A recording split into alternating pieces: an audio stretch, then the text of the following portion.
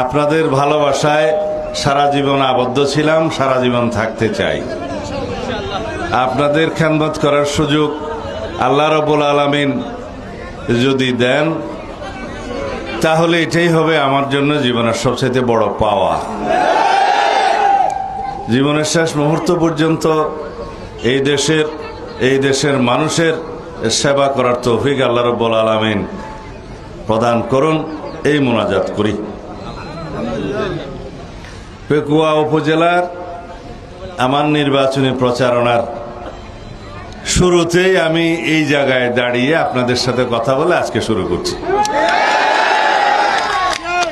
এখান থেকে যে শিলকালী হয়ে, বারোবাকিয়া হয়ে, টৈটং হয়ে, রাজাখালী হয়ে, তারপরে পেকুয়া, তারপরের দিন আমরা পেকুয়া, মংনামা, উজানটিয়া হয়ে 2 দিনে নির্বাচনের পুরাদমে কার্যক্রম যখন শুরু হবে, তখন ইনশাআল্লাহ আরো বিভিন্ন জায়গায় একদম ঘরে ঘরে যাওয়ার চেষ্টা করব, যতটুকু আল্লাহ তৌফিক দেয়।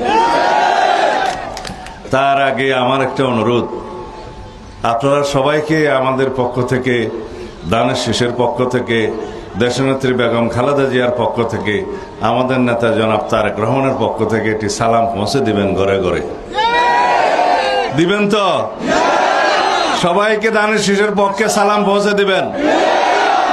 আমার নেত্রী, দেশনেত্রী বেগম খালেদা জিয়ার সুস্থতার জন্য সবাইকে দোয়া করতে বলবেন। আমাদের নেতা জনাব তারেক রহমানের পক্ষ থেকে সবাইকে সালাম পৌঁছে দিবেন। 2 নম্বর, আমাদের জন্য সবাইকে দোয়া করতে বলবেন। আমরা সবার দোয়া প্রার্থনা করছি। 3 নম্বর, দানের শীষের পক্ষে একটা ভোট প্রার্থনা করবেন।